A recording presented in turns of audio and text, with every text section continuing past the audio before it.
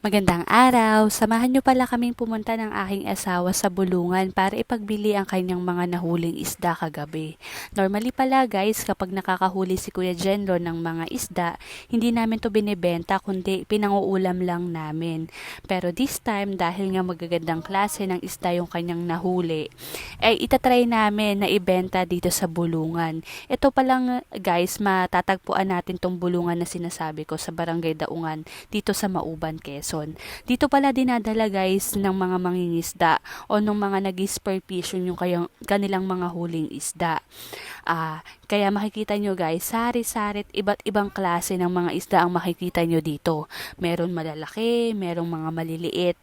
At talagang pinupuntahan to ng mga mamimili. Yung iba dito, bumibili sila ng marami para itinda din. Meron naman, binibili nila pero pangulam lang nila. Ito nga guys, so tuwang-tuwa ako sa isdang to. Napakalaki. Hindi ko kaya maisip kung ilang kilo yan. And then, itong mga pusit guys. Meron dyan bumibili ng pa isa-isa, pa dalawa-dalawa. Kasi guys, mas mura yung presyo dito kaysa pag sa palengke ka na bumili at nakapwesto na sila. So, kaya yung ibang tao, yung mga ibang turista din, dito sila bumibili. Tingnan nyo naman guys, ang lalaki ng tulingan, no? Ang sarap niyan igata. O kaya naman ay iprito. Yan nga pala yung nahuli ni Kuya Jenro. 4 na malalaking lapu-lapu. Alam ko guys, yung ganitong isda dyan sa Maynila, napakamahal. Pero, ayan, try natin ngayon kung magkano kaya natin to maipagbibili. Hindi ko lang din alam kung bakit inaamoy ni ate yung hasang nung aming nahuling isda. Siguro para ma-check na kung sariwa talaga yung pinagbibiling isda. Guys, nakita ko rin pala tong mga hipon na to na pinagbibenta din dito. Naisip ko na masarap to na panghalo sa mga ginisang gulay. At ayan na nga guys, yung aming mga isda ay ikinilo na. Umabot pala ito ng 5.2 kilos. Medyo mabigat din talaga.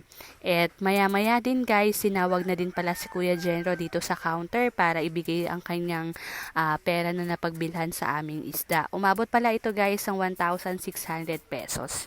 Hindi na rin po masama para sa pagpupuyat niya ng isang araw.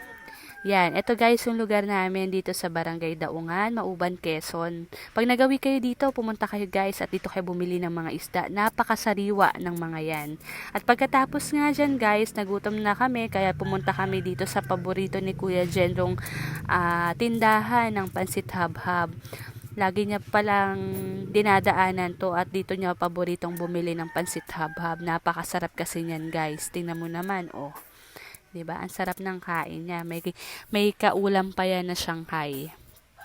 Etong tindahan na to guys, medyo matagal na talaga nagtitinda sila ate ng pansit habhab. Siguro mga ilang kilos yung kanilang nauubos sa isang araw sa kanilang pagtitinda. Talagang pinipilahan at talagang dinadayo pa ng mga maubanin itong area na to dahil napakasarap ng pansit habhab dito.